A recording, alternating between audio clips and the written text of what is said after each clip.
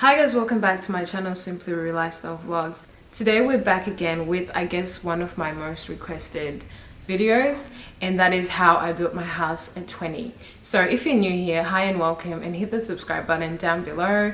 The way I'm going to present this video is I'm actually going to present it in like 3 steps of how I did it. Now we're going to go to step 2, and step 2 is going to be covering the finance part of the house.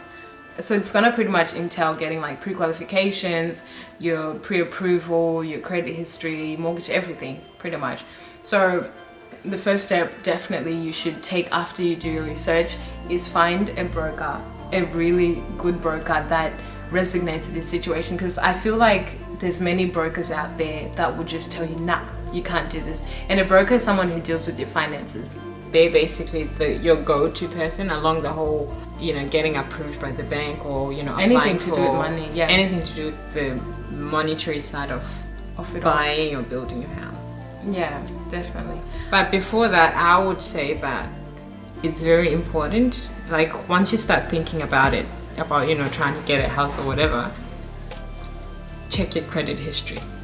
It's so important. It's so important, because something like, for example, I had like I think I was 17 or whatever.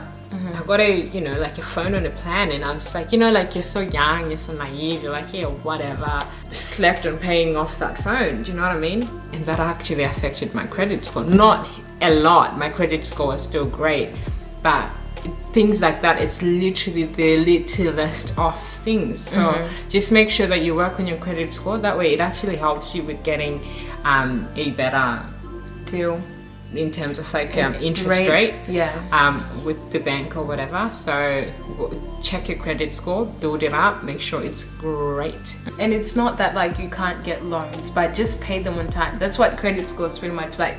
If you have a loan, if you have anything financially, you're doing it on time. No one's, you're not in debt. You want to make sure you're principled. It's something that I wish someone had told me, because you don't think about it like that, So it's something like that simple. So that's my tip of the day for you young people out there.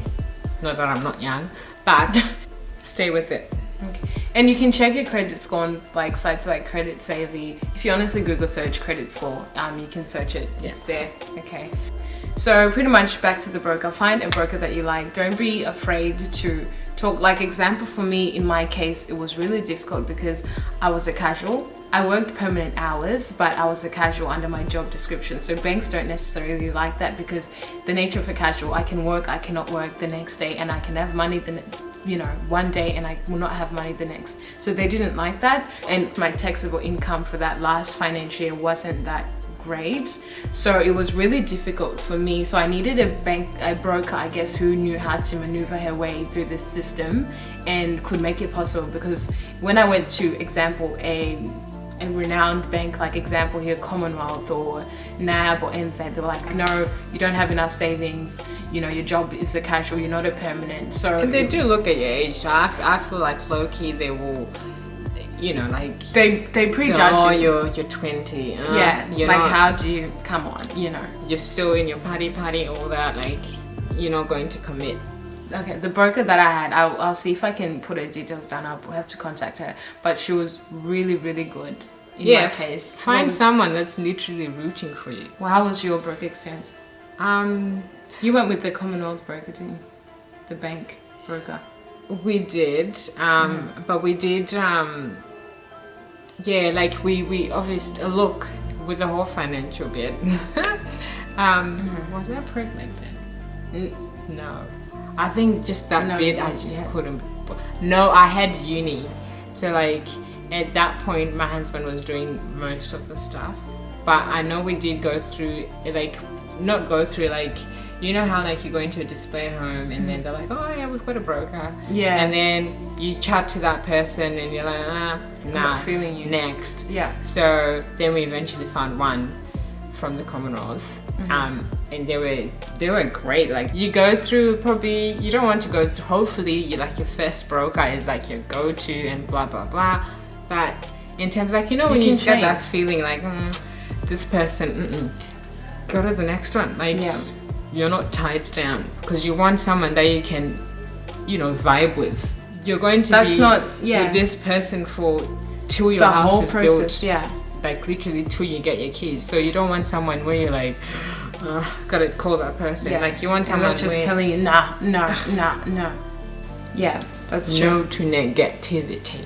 Yes. But yeah, so pretty much honestly, get a broker that is rooting for you. One, get a broker that understands your situation and that can find ways to make it possible, to make it happen. So when you talk to a broker, the first thing for me that they ask you questions like, oh, what's the value of your assets? Now being 20, right, I don't have any assets. I think the car I had like was what, 2000 or whatever, right? And I had a bed, I think, which my mom bought me. So, but the funny thing, she asked me, she was pretty much like, look, let's just ramp up your prices a bit. That's where she was good. She's like, okay. You see, if this is when you need a good broker, Yeah. because if you don't have a good one, she's not gonna tell you that. She's not gonna tell you that. Then Or she, he, yeah. whatever. So she literally was just like, okay, let's ramp it up. Let's just say your car was, 10,000. Let's just say your bed is 2,000. Let's say the laptop you have, and my laptop was like 200. Let's just say your laptop was 700. And therefore your assets, meaning like pretty much things you own to your name.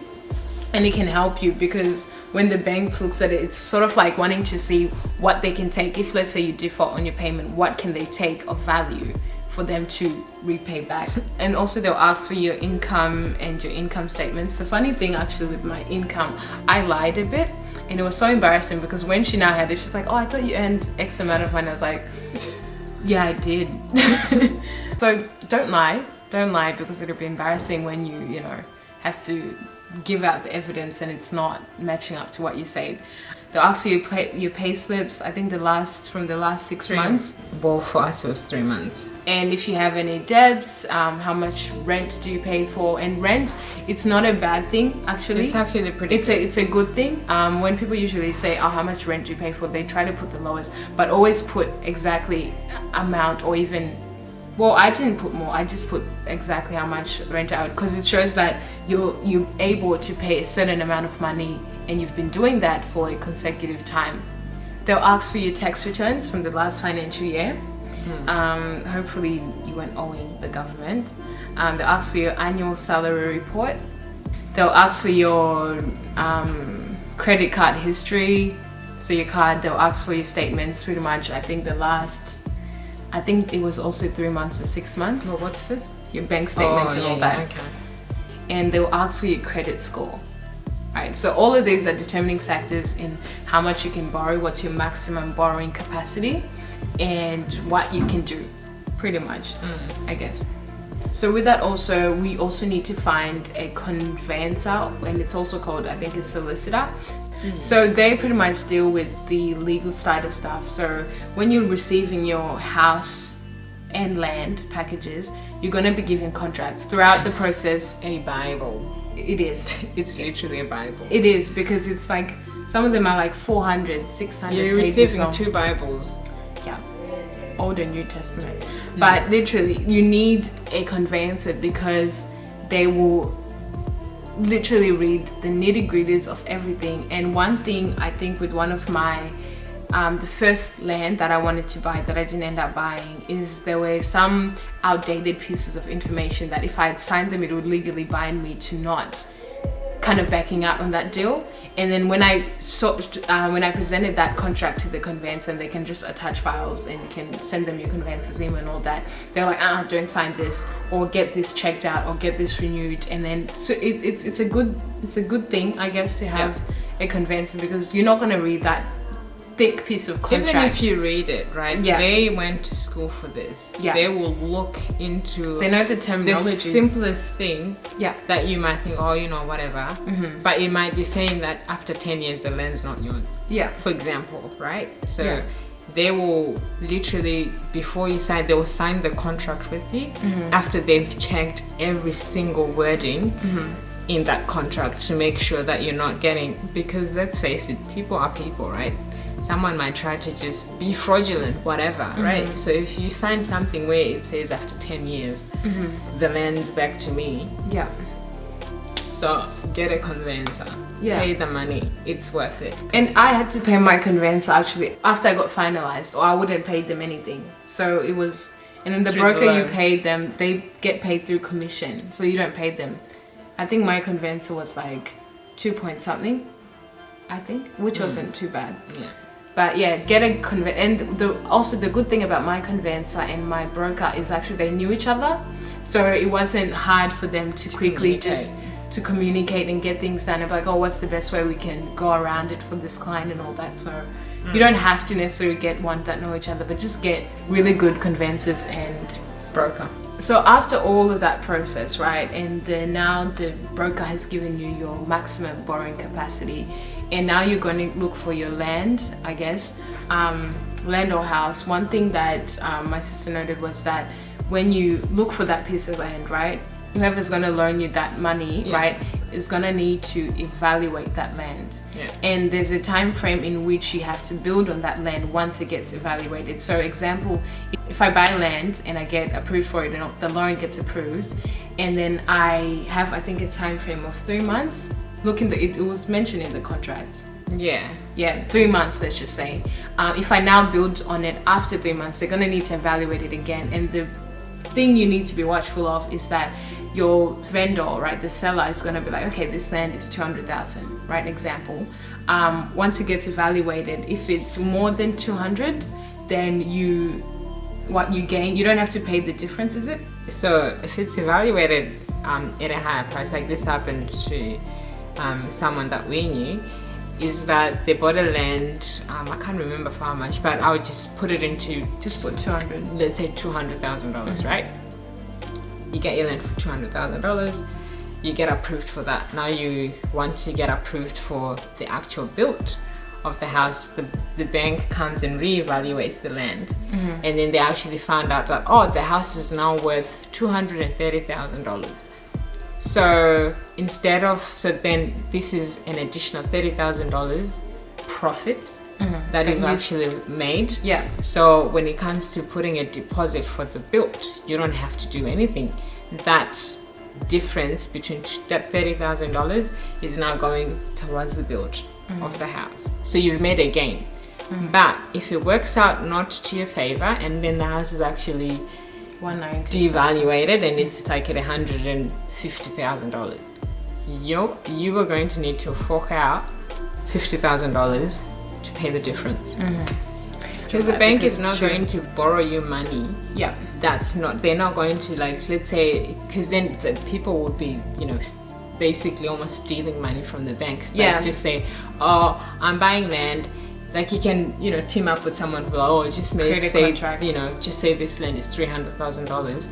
When the land is actually $100,000, then you've made it $200,000 quick cash, right? Yeah. The bank would borrow you money equivalent to how much they think that piece of land is worth. Yeah. That's why I personally recommend doing it together. Like, get the contract together for both the house and the land, because then you don't get these disappointments. My land is devaluated or whatever. You're just doing everything together. Especially with lands that are titling next year. Like, let's say you go to a land selling agent and they'll be like, okay, this land is actually titling in 12 months time, right? And by title they mean the land is going to be ready to build in 12 months time. Yeah. So what people normally do is they put a deposit and secure that piece of land, right? That's untitled. Yeah. So you secure your untitled piece of land. So now you've held the land. It's now yours because you've put a deposit. Yeah. But then in 12 months time, depending on how the market's going, how everything is going, it might be worth less. That's the tricky bit about lands that are titling later on, because in 12 months time, like especially with these COVID times, I don't know how the market's going. You don't know. So then a lot of people actually lost their monies, because land sale agents, once you put a deposit, you get, I think, a month to change your mind. 28 days, and then whatever you put in, you lose. Yeah. So imagine you put a $10,000 deposit, for example, and then 12 months down the line, you need to bring out another $30,000, but you don't have that $30,000, you're losing money. Yeah, definitely. So I would definitely recommend going for lands that are probably titling, that are already titled, or that are titling within the next 3 months or. Yeah. I actually played a gamble on that in terms of I bought a land actually that was untitled, and the same process of they asked me to actually put 10% deposit of my land, and they told me like example, oh yeah, we're gonna title in, was it 2 months or 3 months, whatever. So I was like, okay, that's. Start building. I started building in August or June. Yeah. And this was at July. the start of the year. This was at the start of the year, right? When I bought the land, they're like, okay, we're going to title in 3 months or whatever, X amount of time. And then when they would say they're going to title, they're like, oh yeah, we're going to title again. But then the contract is the contract. It says once you have put deposit in 28 days, we're not, if you tell us, you like example, if you don't tell us that you don't want the land anymore, we're not obligated to give you back your money. Whether it's we're gonna title today, whether we're gonna title tomorrow. And yes, obviously you're entrusting that these people are being honest, like I'm gonna title tomorrow, I'm gonna title tomorrow. But mine, they kept extending it. So one thing that I got them to do was I got them to write in the contract before I signed it. I was like, this contract is subject to the bank's evaluation. So therefore I pretty much secured myself that look, if it comes back and the bank saying it's worth less, yeah, I can back out and be like, nah, I don't want the land anymore. Yeah. Because once I just signed that, and that's one thing my solicitor told me, my conveyancer told me that, you know, tell them to change it so it doesn't bind you. So yeah, it was a gamble, it was frustrating, but it ended up being titled and everything was fine. But just be mindful of it. We're not saying don't buy entitled land. I bought an entitled land, but just know your risk.